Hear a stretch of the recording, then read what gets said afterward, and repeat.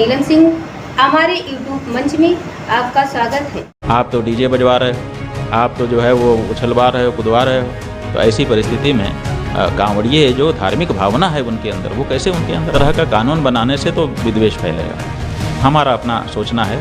बहुत से हिंदू इसमें कह सकते हैं कि देखो ये फिर ऐसी बात कर रहे हैं अभिमुक्तेश्वरानंद, लेकिन जो सच है वही तो हम कह सकते हैं। मुसलमान की दुकान है, हिंदू नौकर है, बनाने वाले सब हिंदू हैं और मालिक जो है गल्ला पे बैठ करके मालिकाना कर रहा है। अब नाम लिख दिया गया कि ये, और उस दुकान में अब उस दुकान में इसका आर्थिक असर पड़ेगा। फिर दूसरी बात यह है कि अब जब हिंदू मुसलमान की भावना आप तेज करोगे तो अभी मुसलमान मालिक ने हिंदू कारीगर रखे हैं, हिंदू मालिक ने मुसलमान भी कारीगर रखे हैं। अब उनको दोनों के अंदर भेद आ गया। हम ये मानते हैं कि जो हमारी आचरण की पवित्रता है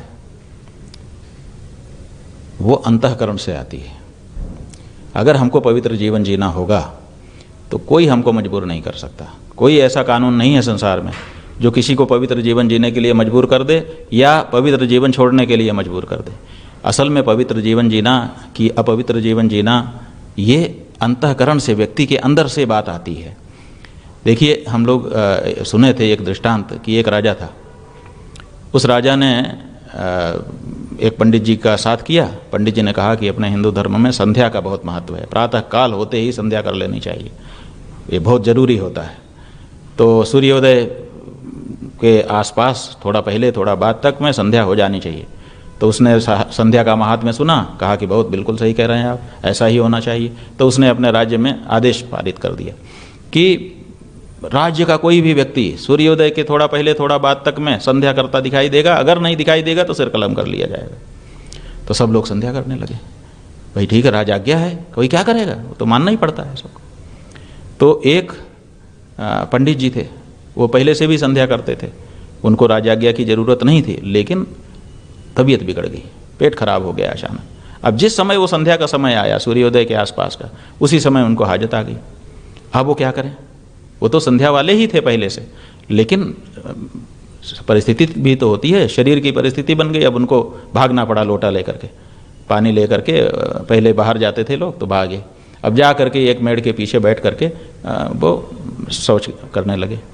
उसी समय राजा के सिपाही निकले तलवार नंगी लेकर के कि जो संध्या करता नहीं दिखेगा उसका सर कलम कर लीजिए। अब वो बेचारे शौच कर रहे थे। अब उन्होंने देखा कि पुलिस, अब क्या करें। तो फिर उन्होंने वो जो आपदस्थ के लिए, माने पानी छूने के लिए जो लोटा भर करके ले गए थे, उसी पानी से मंत्र पढ़ना शुरू कर दिया और माथे पे छिड़कना शुरू कर दिया। अपवित्र पवित्रो वा आदि, माने जो संध्या के मंत्र पढ़े जाते हैं। और सैनिकों ने सुना, हाँ संध्या का मंत्र बोल रहा है, ठीक ठीक, चलो, चले गए। अब आप बताइए कि इस तरह से संध्या होती है?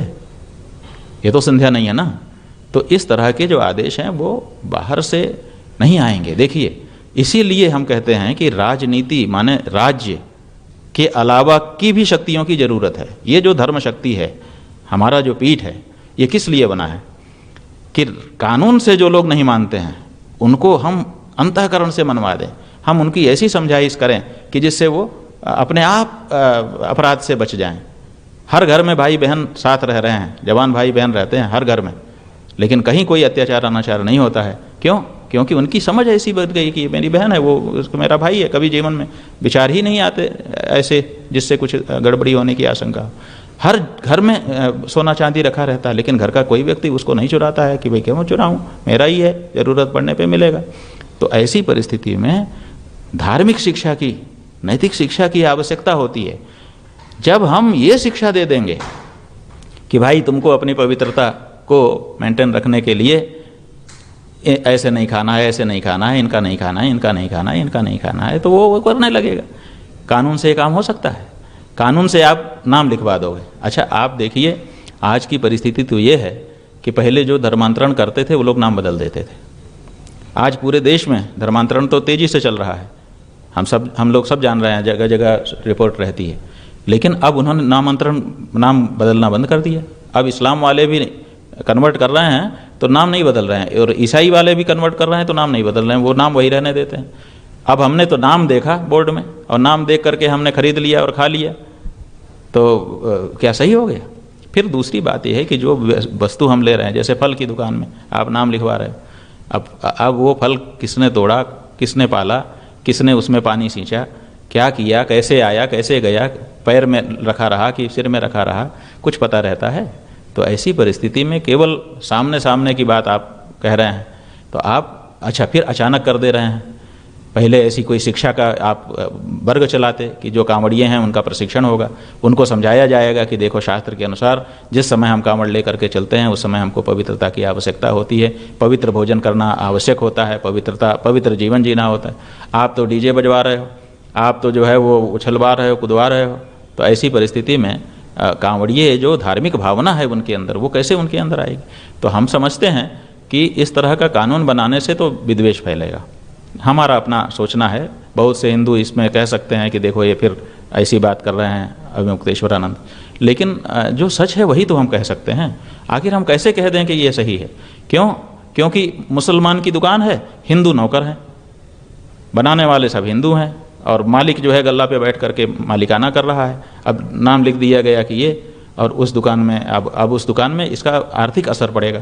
आर्थिक असर पड़ेगा तो मालिक क्या करेगा? मालिक की तो दुकान रहेगी लेकिन वो छटनी कर देगा, तो हिंदू छटनी में जाएंगे। फिर दूसरी बात यह है कि अब जब हिंदू मुसलमान की भावना आप तेज करोगे तो अभी मुसलमान मालिक ने हिंदू कारीगर रखे हैं, हिंदू मालिक ने मुसलमान भी कारीगर रखे हैं। अब उनको दोनों के अंदर भेद आ गया। अभी तक तो ये सब बात ध्यान में नहीं थी, यद्यपि जानते थे कि ये मुसलमान है, ये हिंदू है, लेकिन इस भावना को अभी बल नहीं था। अब बल आ जाएगा इससे। अब जब बल आ जाएगा तो वो हर समय हिंदू मुसलमान की दृष्टि से एक दूसरे को देखना शुरू करेंगे, तो उनके दोनों अंदर कड़वाहट, टकराहट पैदा होने लग जाएगी।